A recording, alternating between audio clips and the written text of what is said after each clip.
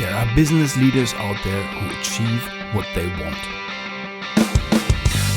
And there are all the others. Leading is a discipline, an art, not a talent. You can learn it, you can even master it.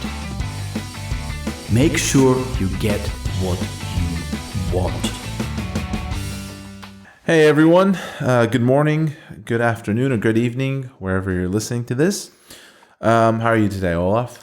What's up? Very good, thanks. Great. So I had a question. Earlier last week, you'd given me an assignment. I think it was something to do with gathering statistics for something that we'd spoken about. And it's something that I've never really done before. And I think I told you I'm not really sure about what exactly this is. And you said, look, I think you can figure it out. We spoke about the basics. Why did you do that instead of, kind of giving me an exact direct template that I needed to do? Because you are neither a robot nor a slave. So, I didn't hire you as a robot or as a slave. Yeah. I hired you to help and to assist and to grow this business. And I hired your brain. Yes. And I usually have ideas of what I want to achieve. But if I need to deep dive into how to achieve this, then I can do this by myself. Ah, okay. So if I would have told you, you do this, you get this information from here, you do that, you get this information from there. I mean, how close am I then to the execution itself? Then it's just a copy paste into Excel exercise. True. And just this doesn't make sense. Additionally, number one, I don't give you space for your creativity. Number two, I block all of your good ideas. So because maybe you just come up with something and you came up with numbers, which I have still no clue where they come from. So, and I asked for some optimizations of the numbers and you said, yeah, no problem. I just get these data as well. Cool. So many managers out there complain about that they are still stuck in the daily business and they are quite big when it comes to control. So control has lots of negative things. And I understand why we need to control from time to time. And we just I try to give this a structure now. Control doesn't feel good on your side. Okay. I mean, that's my thesis. So I hate to be controlled. If somebody just sits next to me and just stares on my fingers what I'm typing, this is like, can you please go away? Yes. So this is a big demotivator. Control is a lot of effort. When I need to sit on your lap, then this is just not getting anywhere. I gave you these examples on creativity and all of these things. Additionally, I'm not empowering you. So if we do this at the beginning, several times of you deliver, and I just give you feedback, where is what is good, where is some room for improvement and so on, then you just iterate yourself up to understand what the quality criteria here are. If I tell you explicitly, this is the website, you copy that cell into that Excel sheet, then you save this Excel sheet there, you're not learning anything. Yeah. I've noticed that many times when we've spoken about different projects, different things. A lot of it, you say, hey, give me a proposal for this, or next week, tell me what do you think a good idea would be for this process. I think it's a very kind of new, innovative way, or relatively new, innovative way in leadership, because if you think back 50, 60, 70 years, you didn't really need that. You needed, as a worker, hey, you're going to work in this factory, you put part A into part B into part C, and now you're good. And you needed managers that would give you, as you said, that template, because you wouldn't need that creativity. But we've spoken a lot of times about how the world is changing, has changed, and is continually changing. So, I think it's a very, very progressive form of leadership. I think from Mr. Ford is this statement. I really do not know if this is seriously from him. He said, "I'm always hiring arms. Sadly enough, they come with brains." So 60 years ago is a good one. This is 1960. Yeah, Industrial Revolution. Industrial Revolution. No, in Germany we call this Wirtschaftswunder, like business wonder or something like that. Yeah. You know, after the World War, Yes, just yes. Germany Yes. skyrocketed everything, and this just ended in the 60s and the 70s. We had the first touchdown, and the beauty of these days where you didn't need to really sell or innovate. Because nobody has anything or had anything, and I'm now talking 1950, 1960. Yeah. Nobody had anything, so every washing machine that was there just got bought, regardless of how innovative they were. Because Right. it was about getting these washing machines, televisions, fridges, all of this stuff out on the market. So, since 30 years, I would say, everybody has everything. We have the second washing machine, we have the fourth television, Yeah. we have the third car. Yeah. Additionally, lots of markets opened, like new markets opened, and I'm not talking about consumer markets. I'm talking about offering markets. So Yes. the whole eastern part. I grew up with the word with knowing that Asia was third world country. Yeah. And then the funny tiger states, oh, they are now building cars. And then Toyota came onto Germany. I mean, we are Mercedes, we are Porsche. And then this is one of these rice cookers. What the crap car is this? And that totally changed. That has totally changed. So we have much more offerings from everywhere on the market. Everybody can sell anything everywhere. So that means we have a higher competition. Now we're back again on speed. Innovation, speed. We've spoken about Tesla's Cybertruck, Yeah. and if I remember correctly, 2 days ago or something, that thing got presented. Yeah. Is this innovation? Maybe. Is this a cool toy which none of the holy German car automotive old farts would have ever come up with on the market? No way. Yeah. No way. So this is the stuff that happens. This is the stuff that happens. So going back to delegation and to control and to trust. If I rely on my own genius brain, then I can only produce the stuff out of my own genius brain with ignoring all of the other brains in the company. So, and as you said, this worked when we were producing the same washing machine. And we have this plan, we have this factory, we have this machine, and this bolt needs to go in there, and tick, tick, tick, tick, tick. I understand all of that. Less and less stuff in Europe gets produced. So we don't have we have still some big factories, but more and more stuff will just produced somewhere else where it's cheaper. What remains here is development, design, creative stuff. Yes. So the beauty of that I give you this task book which you need to execute in the factory is you don't need to think. Okay, some people like it. Yeah. And I know what the outcome is. I don't need to trust you at all. You are my slave or my robot. Here is the book. Go it. And at the end of the production line, there is this check thing, and it just turns into green when you did your job right, and it turns into red when you don't. Yeah. For some people, that's some employees, that's what they want. Exactly. Some people like, oh, I want to go in, clock in, do my work with the minimal amount of active thinking required. Absolutely. Get it done. I know what I'm doing 100% of the time, so I can do it to 70% of my capabilities. Yep. And get out and clock out, and you're done. And it's easy for the manager. Yes. Because the manager can't be blamed because the machine at the end of the line, of the production line, said green. So Yes. WhatsApp did its job, I'm out of fire. Nobody can kick me for anything. So It's comfortable. absolute. And it's safe. When you have a blame culture in your company that your company still makes errors. This is a mistake. Yeah. You made it wrong.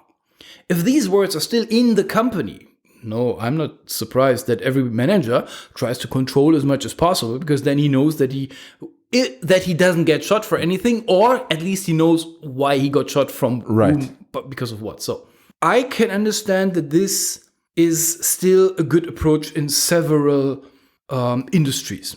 And I believe this is not the right approach in the majority of industries which are left in Europe. Europe. Yes.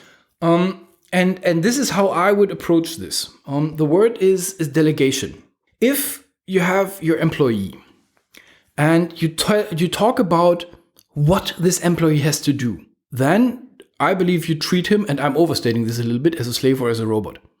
If you tell your employee why, what has to be done. So I'm stating Simon Sinek now. Yes. This is not on my mountain. This is on Simon Sinek's mountain.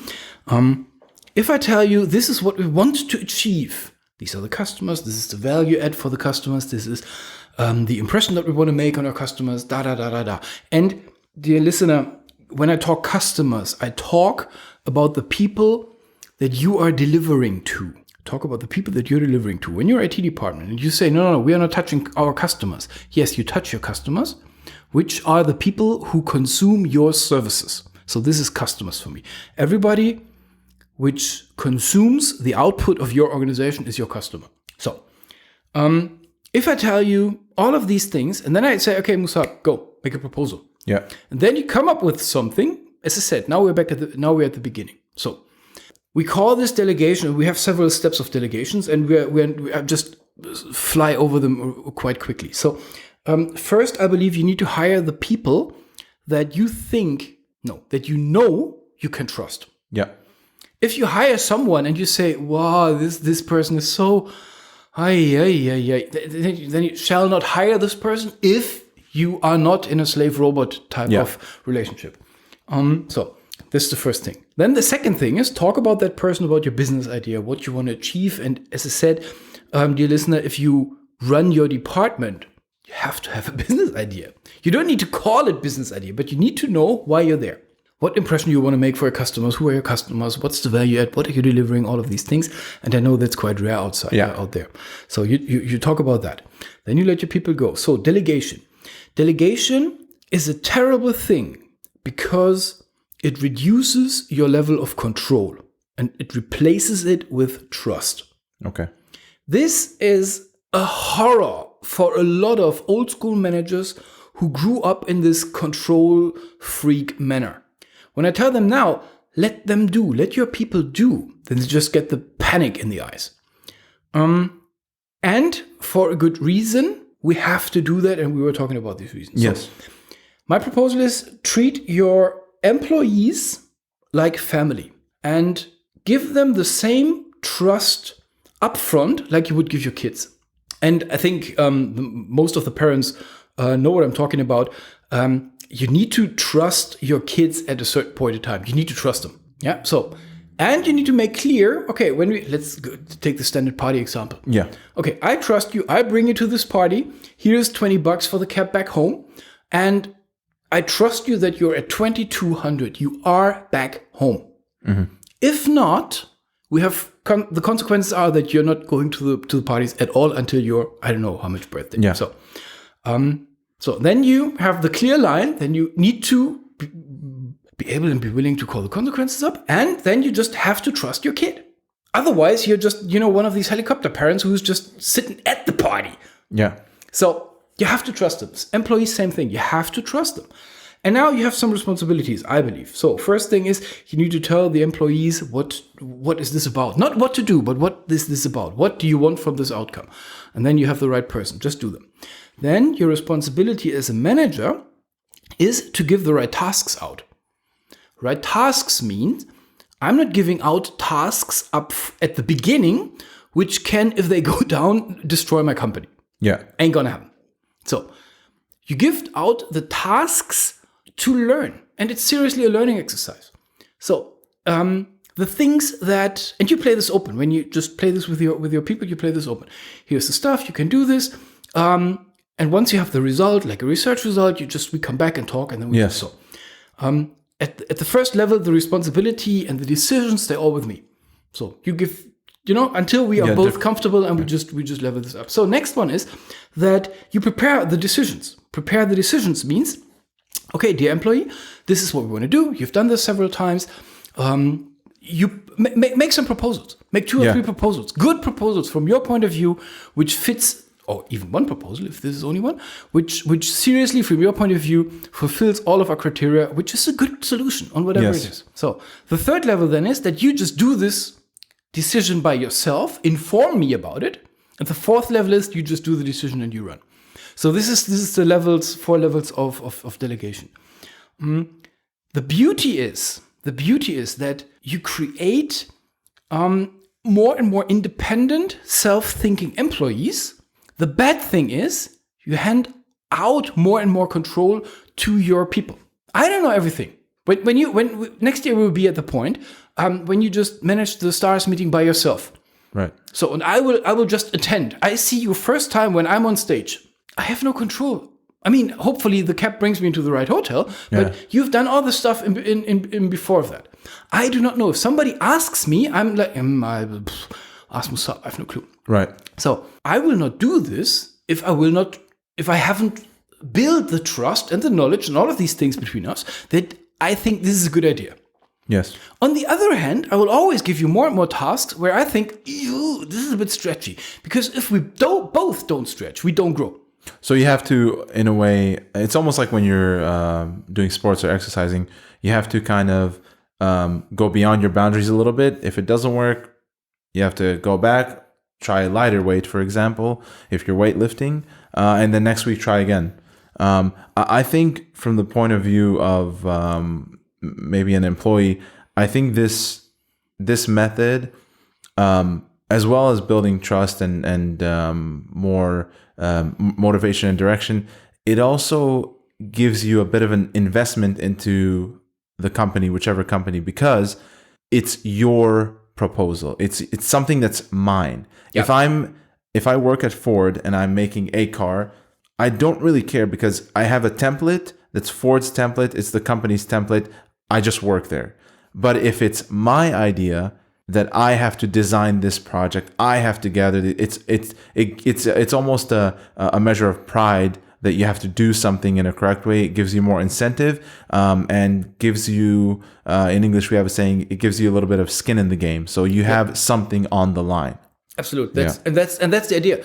I mean, going back, we are not fast is the new big is a nice saying. So these Fords and Mercedes or something like that, I'm not sure if we have those things in 20, 30 years, simply because they are too slow. They are by far too slow.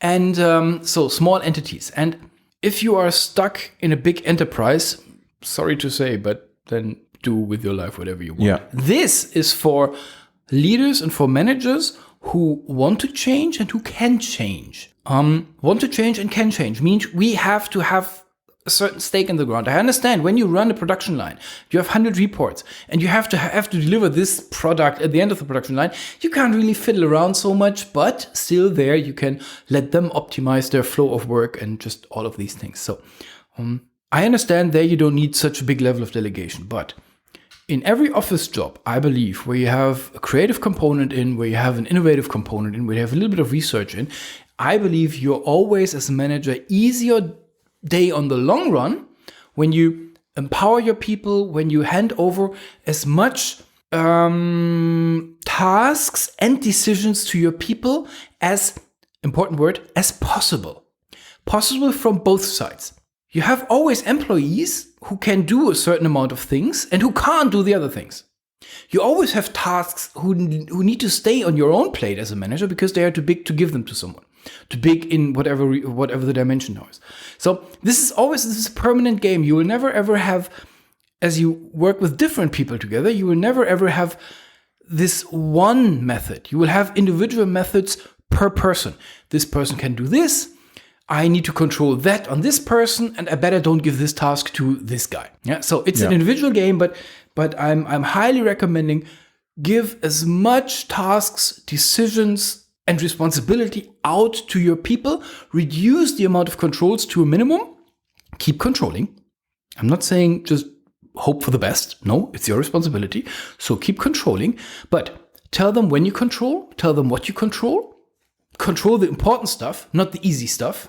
Yeah. Lots of people just control the easy numbers, and the easy numbers are just not really related to the real outcome of this. Right. So don't make it chicane control. If I control something that you do, I tell you up front, this is what I will want to see afterwards. So I cannot give, well, I can, but then I just ruin trust. I give you this task, and out of the sky, next morning, I'm just passing by. Can you tell me this? Can you tell me that? Can you tell me the other? This is unfair. So you gotta this is not a fire and forget process. This is a permanent, I call this management. Yeah. A permanent process of you handing over responsibility, decisions, all of these things to your employees, step by step by step. Very mindful. You understand who of your employees is where. You hand over a little bit more than you think is good at the moment. A little bit more, because usually it's your mind that blocks you, not the capabilities of your employees. And then you see what happens. You control everything that is business critical. Don't waste your time with controlling rubbish only because the SAP system delivered you the rubbish numbers or the numbers of this rubbish. Yeah. Usually the real success is not really in the numbers. So control the right things. Make sure that you control and let go. All right. Great. Thank you so much, Olaf. Good. What's up? Have a good one. Bye. Yeah. See you next time. Bye.